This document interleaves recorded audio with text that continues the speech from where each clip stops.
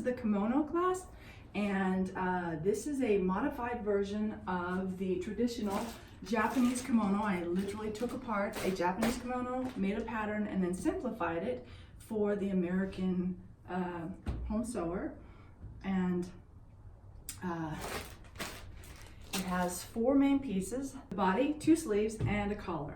And I prepared all these, so we're going to cut one out of the self, and then this particular version, we're going to also line it, and I'm going to teach you how to bag a lining, but you can also just hem all the raw edges and have it a single layer. But this one, we're going to bag a lining, and I've already created my lining, and my lining is exactly the same. It is the body, 2 sleeves, no collar, because of course we don't want the collar in a lining. So to start with, let's attach these sleeves.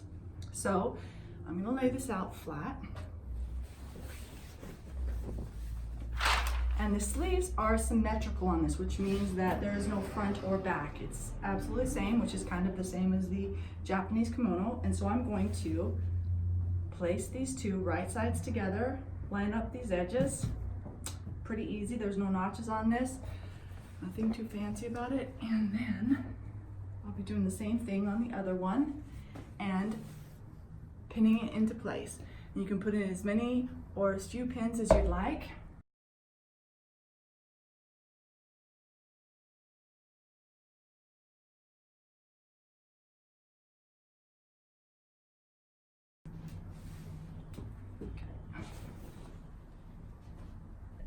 All right, so I have on my throat plate 1/4 inch, 1/2, and 3/4. And like I said, we're doing a 5/8 and a 3/8. So I'm going to take my seam gauge, and I'm going to find 5/8, since these seams are going to go on 5/8. So there's 1/2. The next notch out is 1/8 of an inch away, because this is an American, seam gauge made by Nancy Zeman. It's a really fun seam gauge. And I can see that from my needle point, where the needle's going to go in, about halfway between the 1/2 and 3/4 is my 5/8. So I'm just going to use this 1 on the 1/2 as my seam guide. You can also get some masking tape and put a masking tape mark there if you need it. But I think I can do this, so I'm going to put my presser foot down, a couple of stitches forward, a couple back, pull my pin, make sure I'm all lined up, and go.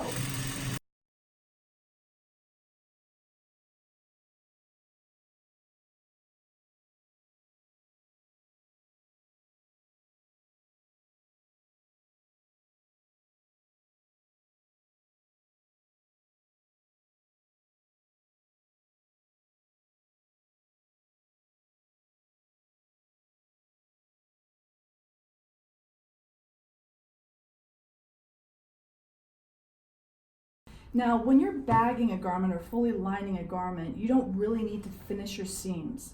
But if you are going to have it a single layer, you do need to finish it. And actually, it's really better to finish your seams when you're bagging it. You just don't want to have like these little things every time you wash it kind of come off and fill up the inside of your garment.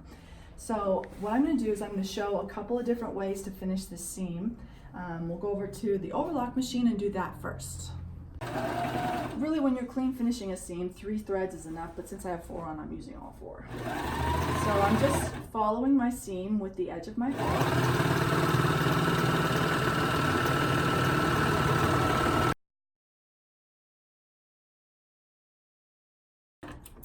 And that's pretty quick. Gives you a nice, super clean edge, makes you feel professional. But if you don't have an overlock machine, which is mostly the case with new sewers, we can actually do something similar to this on a home sewing machine. But first we need to trim up this edge so that it will look good. So let's go over to the table and I'll show you trimming the edge. It's up on the table now, and here's the seam I just sewed. And what I mean to trim by trimming it up is that, sometimes when you're sewing, one seam gets to be a little bit bigger than the other. We do our best. As long as you're within your 1/8 inch margin, I'll let you get away with it. But what you want to do is you want to trim up the 2 layers so that they're actually right together. And you can trim it closer to the seam or further away. There's no rule with this. I'm just going to trim off a little bit. Now I'm using my rotary cutter here, and that is really easy because it can lay down flat. But if you don't have this kind of a cutting surface, a plastic one, and a rotary cutter, you can do the same thing with your nice shears.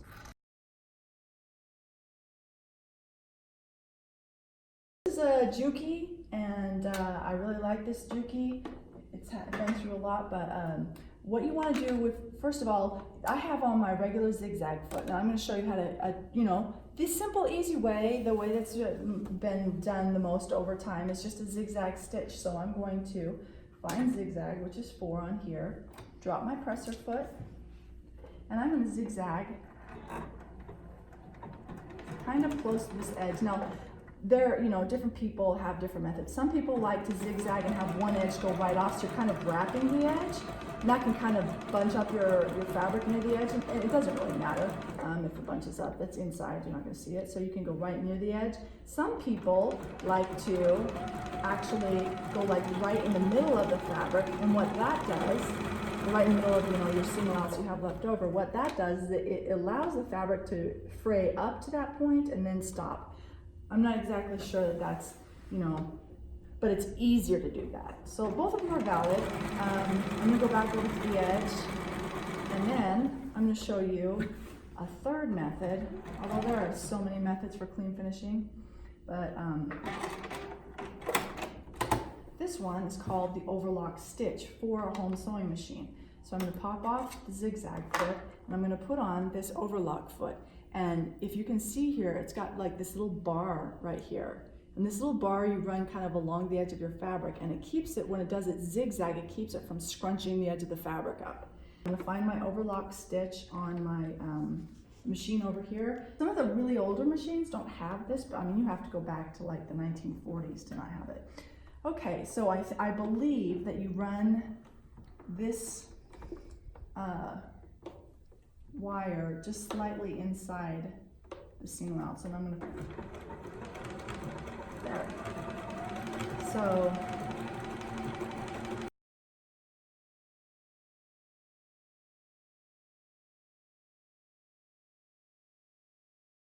minute, so it takes forever, but look, it gives you a nice overcast edge, very clean finished. I'm doing this in purple on purpose so you can see, you know, where I'm going. So now we're going to press the seams.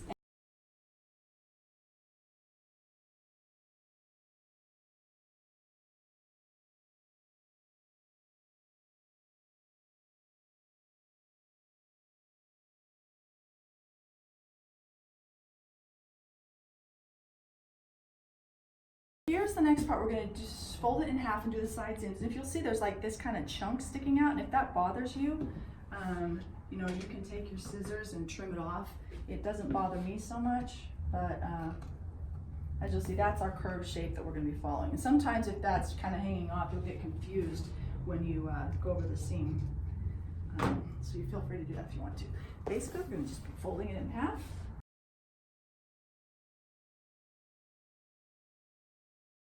So again, 5/8 inch seam allowance, because we're staying tradish on this. And I know my 5/8 inches now. Seems like a huge seam to me. I'm like so used to sewing 1/2 inch and 1/4 and 3/8 and 1 centimeter, 2 centimeters.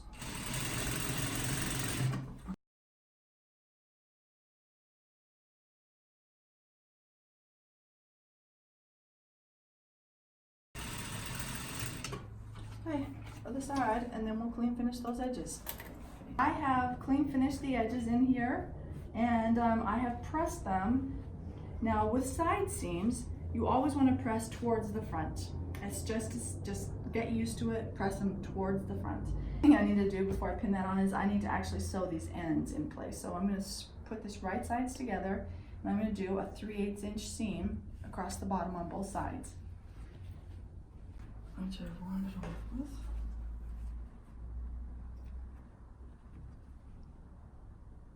Both sides are done. And I'm going to flip it back out. And oh, you know what?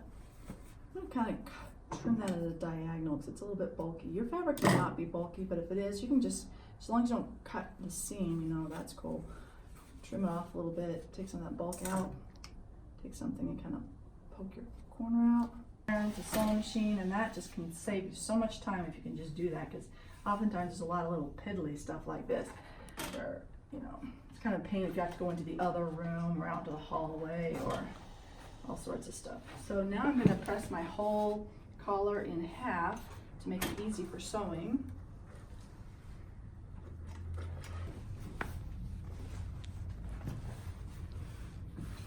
All right, so there's my center back neck. That's the inside. So I'm going to pin it right sides together. Pin my center back to my center back. Then there's a notch that you put in when you were cutting this out that shows where the collar should end if I made the pattern right. And I will pin that to. It's pinned in place and go back over the sewing machine and sew it on. I did some mods, so 3/8 of an inch seam allowance. Pull my first pin, couple stitches forward, couple back. Make sure everything's kind of lined up.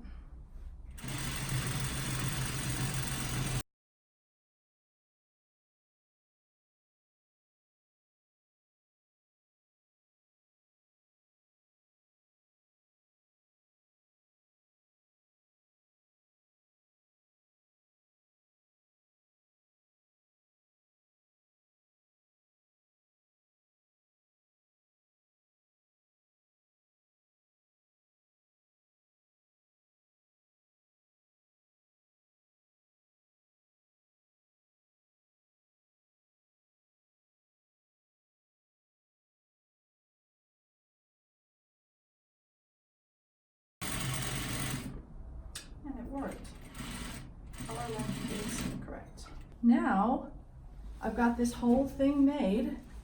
That's the body, and again, you know, this might be all you're gonna do. You're gonna just do, oh, funny, one layer.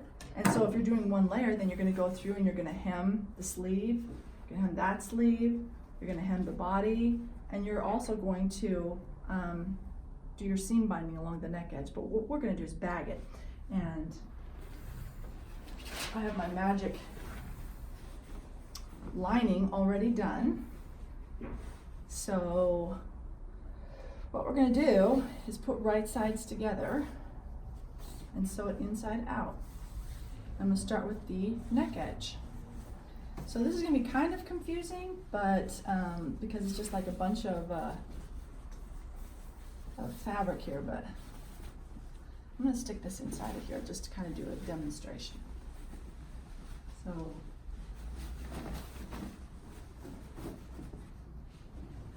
this is the right side of my lining. I can tell because, you know, my seams, of course, are on the, you know, they're hidden on the back side. And what we want to do is we want to sew this edge to this edge and hide that all the way around. So basically, I'm just going to flip this.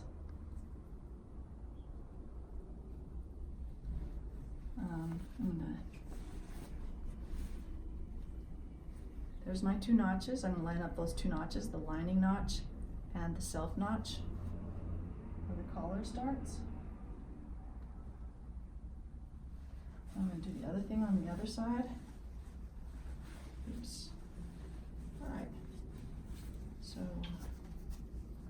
just so you can see it, pin it on the inside. So there's my nice inside. And I want to have right sides together. And I'm just doing this because sometimes people get confused about linings, like, oh, which way goes which? And so if you're getting confused, just put it all right side out like how you want it to end up looking, and then put a few pins in it, and then that makes it easier for you when you flip it out to kind of see, oh, that's the edge I'm sewing. So I'm flipping this out, and I can see, oh, that's the edge I'm sewing. I'm sewing around the neck, sewing around the neck, and have it pinned down here. So I'm sandwiching the collar between the lining and the self. Now, My lining, typically linings are a lot lighter weight than your self. Not always, but sometimes. So the self is your main fabric. If that's the case, whenever you sew, two fabrics that are different weights, you always want to have the lighter weight one on the bottom and the heavier weight one on the top. And the reason is that when you have the lighter weight one on the top, the mechanism of the foot, so basically you have the feed dogs are kind of pulling the fabric back, right? There's nothing pulling on the top. In fact, when you drop your presser foot, that presser foot is actually pushing the top layer forward, right? So when you have your lightweight fabric on the top, what happens is that the bottom is getting pulled along and the top is getting pushed forward. And you'll get to the end of a long seam like this and you'll be like, oh my gosh, my lining's like 5 inches longer than I know I cut this right? But if you put your more stable fabric on the top, it stretches less, it gets pushed along less, and it fights less, and the feed dogs are actually pulling the lighter weight fabric along, so you'll be a lot less likely to end up with two different lengths on that really long seam. So this neck edge seam is still 3/8. My heavy fabric's on the top, my notches are lined up.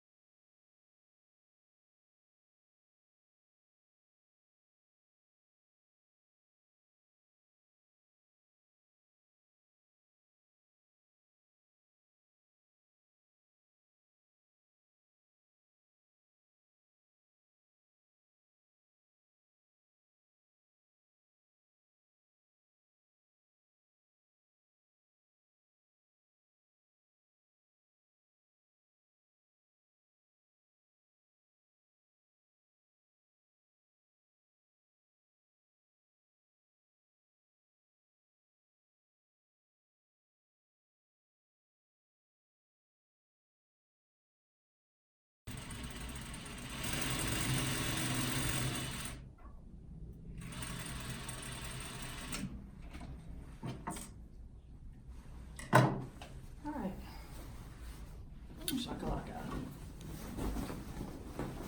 Pull it out.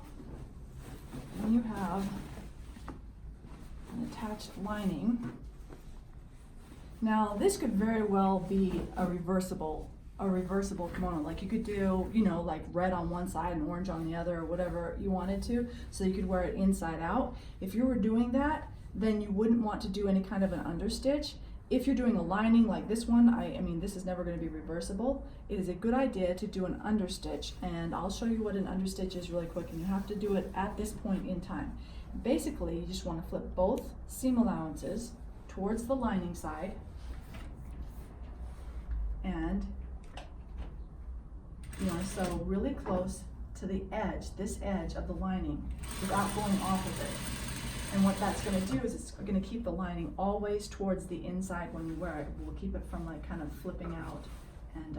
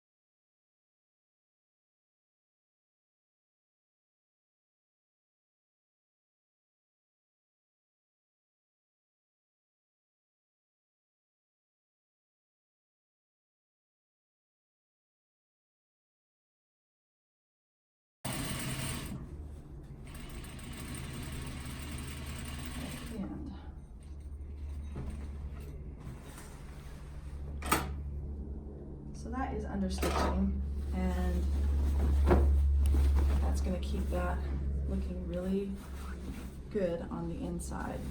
Now, I don't press too much as I go. I mean, I press when I have to, but the more you press, like some people I know just are constantly at the ironing board and pressing and pressing and pressing, but I'll tell you, the more you press a garment, the older it looks, you know, the more worn it looks. And I like, if I have to press a seam out of the way, I do that, but then I give it a really good pressing at the end. So you won't be seeing me press too much anymore. So now I've got that done, and I have this over here that I could line those two up, and I could do a hem, right? Same thing at the bottom, but what I want to teach in this one is a complete bag. So I'm going to teach you how to completely bag this like you would for a suit jacket, okay?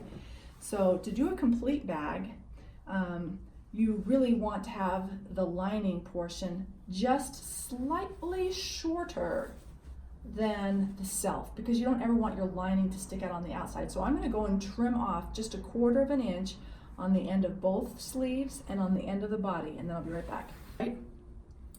And this doesn't have to be the best pin ever. Just flip those two together so that you know you've got it in the right direction, right? Now I'm gonna open up my hem. I'm gonna go into my sleeve.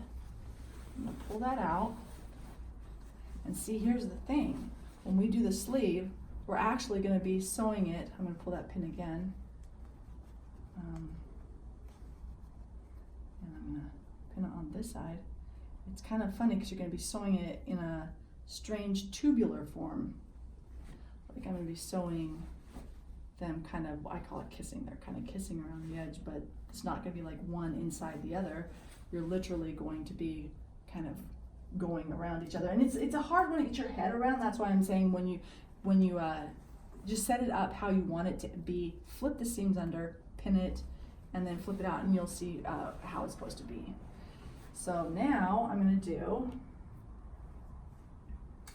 a 5/8 inch seam. I gave myself 5/8 inch on this edge. In the garment industry, this edge would be 1/4 inch. You know what I mean? Like you barely get 1/4 inch. And why they do such small seam allowances? Saving fabric. You know, a little bit over 1,000 garments is a lot, which means they're saving costs. And oh, you know, I just messed up. Look what I did. I put the lightweight fabric on top instead of on the bottom. And it's such a serious thing. I mean, it's seriously such a bummer when you get to the end and you're like, oh my gosh, it grew. It's worth it to just flip it over and go the other way, because I don't want to do that. Easing things in is never works. Well, not never works out, but all right. My self fabric on the top, 5/8 of an inch. Put my press down, a couple stitches, and we're going to do this awkward thing. We're going to see at one point we're going to be going through the underarm. It's kind of like going through a tunnel.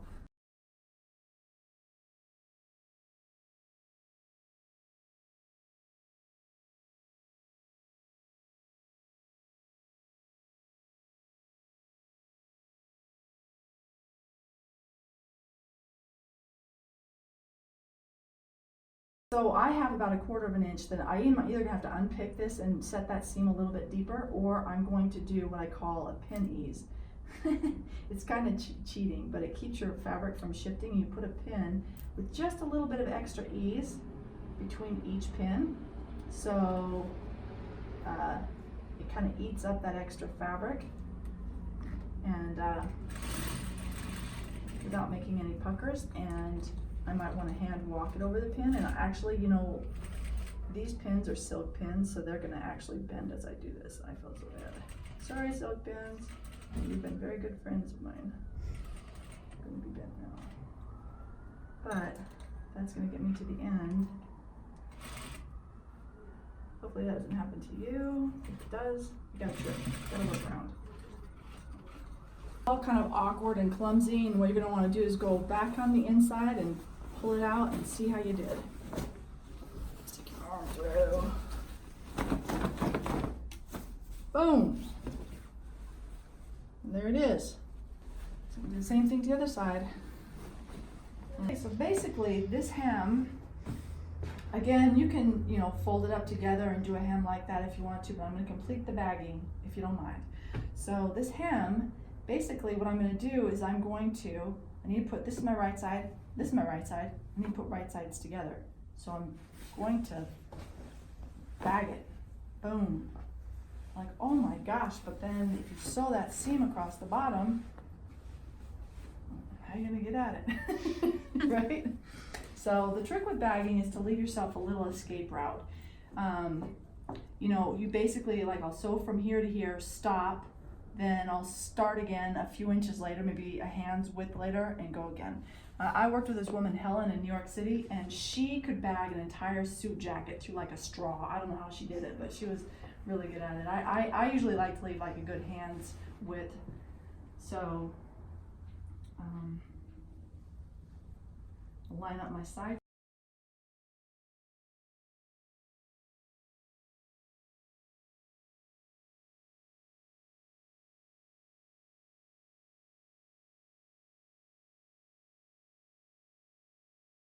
So 5/8 inch seam, and then we're done except for pressing. At the edge, it doesn't matter. I can just flip it over. I can still access my pin head. So you want to watch out for that. It's the little things that count when you're sewing. Just make it easy on yourself and get into the habit of doing things that make it easy so you can just rapidly shift, you know, which side's up or whatever. So 5/8 of an inch.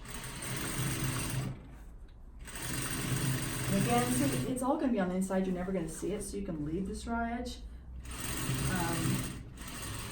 But technically, you don't really want your garment unfraying on the inside. Oh, I have to say though, when I took apart that Japanese robe, the inside was just a total bag of fray. It was just so frayed. Oh, and I learned the most interesting thing while I was talking to this kimono expert. I was kind of working my way through this. She said that traditionally, so you see I stopped, I back tacked, I'm pulling it through, giving myself about a hand's width, dropping it back down.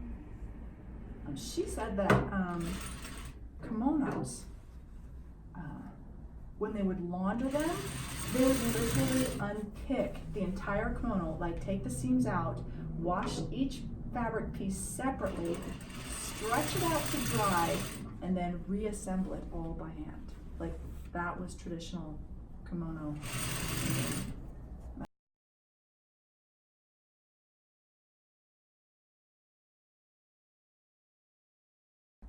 I've got other things to do and clothes are cheap. Every once in a while you come across something that's worthwhile. Alright. Now let's just say I did this correct. And we have this area right here. I'm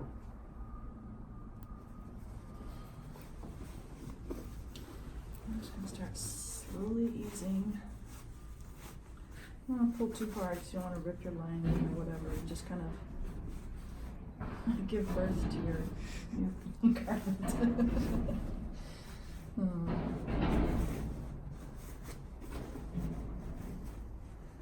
Sometimes it gets stuck, you have to shove it back in, but you don't get too much coming out at once.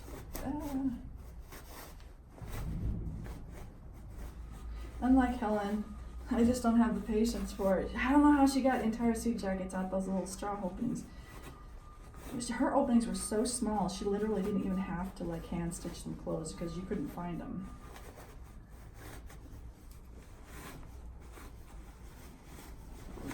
Okay. So, it's always cheese.